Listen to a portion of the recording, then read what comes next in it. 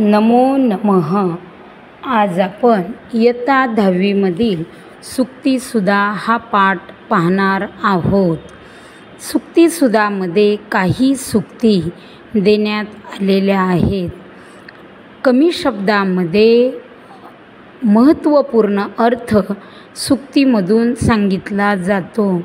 चांगले जीवन जगण्यासाठी खूप मौल्यवान संदेश या सुक्तीमधून दिलेला आहे.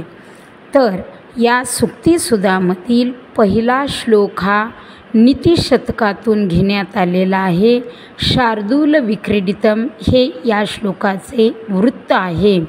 विद्यानाम नरस्य रूपमधिकं प्रच्छन्न गुप्तं धनं विद्या भोगकरी यशः सुखकरी विद्या गुरूणां गुरुः विद्या बंधुजनो विदेशगमने विद्या परम दैवतं विद्या राजसु पूज्यते न तु धनं विद्या विहीनः पशुः. या श्लोकात विद्येचे महत्त्व सांगितले. विद्या हे मनुष्याचे सौंदर्य खुलून देणारे आहे. प्रच्छन्न गुप्तम धनम, विद्या हे गुप्त धन आहे जे कोणी चोरूनही घेऊ शकत नाही आणि हिरावूनही घेऊ शकत नाही. विद्या भोगकरी यशः सुखकरी, विद्या ही सर्व यश सुख देणारी, सर्व सुविधा देणारी आहे. विद्या गुरूणां गुरुः, विद्या ही गुरूंचीही गुरु आहे. म्हणजेच गुरूंचेही गुरु असेल तरी त्यांना विद्या प्राप्त करणे, विद्या ग्रहण करणे महत्त्वाचे आहे. विद्या बंधुजनो विदेश गमने, विद्या ही विदेशामध्ये गेल्यानंतर आपल्या नातलगाप्रमाणे सोबत राहते.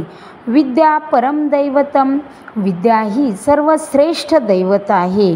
विद्या राजसु पूज्यते न तु धनम, विद्या विहीनः पशुः, विद्या ही राजा हा विद्येला पूजला जातो, धनाला नाही.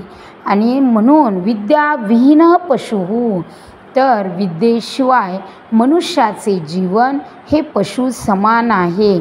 जीवन सगळे जगतात, परंतु चांगल्या विचारांनी जीवन जगलेले हे जीवन सार्थक ठरते. परंतु विद्येविना जीवन हे एखाद्या पशु समान जगल्यासारखे राहते.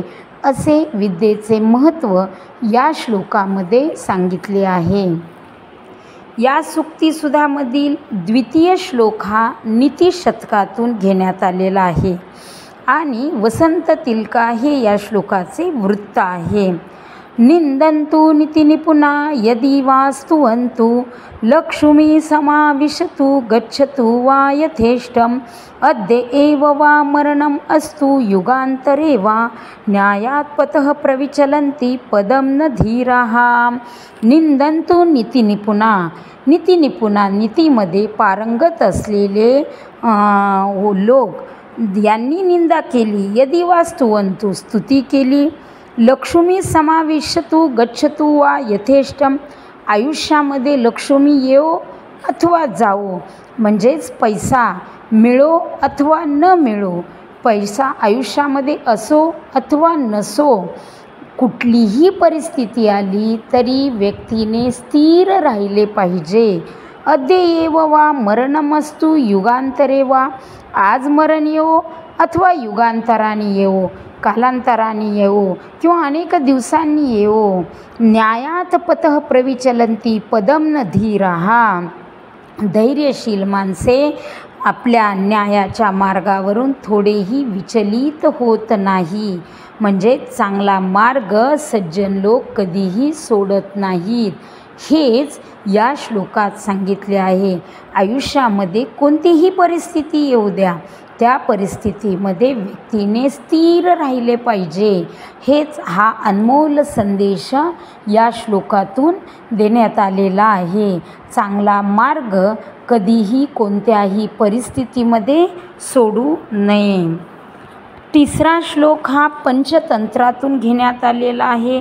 अनुष्टुप हे या श्लोकाचे वृत्त आहे. पंचतंत्र या ग्रंथामध्ये मुलांवर चांगले संस्कार करणाऱ्या अनेक कथा आहेत आणि याच ग्रंथातील हा श्लोक आहे. मौनम सर्वार्थ साधनम. मौन हे सगळ्यात श्रेष्ठ कसे साधन आहे हे या श्लोकात सांगितले आहे. कारण वादविवादाच्या ठिकाणी तर व्यक्तीने मौन हे धारण केले तरच तो वादविवाद तिथे थांबतो. आत्मनोमुख दोषेन बंधनते शुकसारिका बकास्तत्र न बंधनते मौनम सर्वार्थ साधनम. आत्मनोमुख दोषेन. आत्मनो म्हणजे स्वतःच्या मुखदोषामुळे शुक पोपट आणि सारिका मैना कोकिळा कोकिळ पक्षी आणि पोपट हा पिंजऱ्यात बांधला जातो स्वतःच्या मुखामुळे. परंतु बकास्तत्र न बंधनते. बगळा मात्र हा चिंतन मनन करणारा पक्षी आहे. या पक्षाला मात्र कुणीही बांधला जात नाही किंवा कुणाच्याही बंधनात तो अडकला जात नाही. म्हणून मौनम सर्वार्थ साधनम. त्या पक्ष्यांच्या उदाहरणातून मौन हे कसे सर्वश्रेष्ठ आहे हे या श्लोकात सांगितले आहे. आता चौथ्या श्लोकामध्ये हा भोज प्रबंधातून घेण्यात आलेला आहे. शिखरीनं हे या श्लोकाचे वृत्त आहे. रथसे एकम चक्रम भुजगयमिता सुप्त तरगाः निरालंबो मार्गश्चरण विकल सारथी अपि रविः याति एव अंत प्रतिदिनम अपारस्य नभस क्रिया सिद्धी सत्वे भवती महताम नोपकरणे. नाचता येईना अंगण वाकडे ही मराठीमध्ये म्हण आहे. त्याप्रमाणे जे कर्तृत्ववान माणसे असतात ते कुठल्याही साधनांचा विचार करत नाही. हाच विचार सांगण्यासाठी सूर्याचं उत्तम उदाहरण त्यांनी दिलेलं आहे. रथाला सूर्याच्या रथाला एक चाक, घोड्याला 7 घोडे, घोड्यांना सापांचा लगाम, मार्ग असा की कुठलाही आधार नसलेला आणि पांगळा असलेला सारथी असे असून देखील एकही दिवस आळस न करता रविः याति एव अंतम. दररोज प्रतिदिनम अपारस्य नभस. दररोज या टोकापासून त्या टोकापर्यंत सूर्य हा जात असतो रथावरून. म्हणूनच या श्लोकातून कर्तृत्ववान माणसे कुठल्याही परिस्थितीची जाणीव न ठेवता कुठल्याही परिस्थितीला दोष न देता कर्तृत्व करत असतात. धन्यवाद.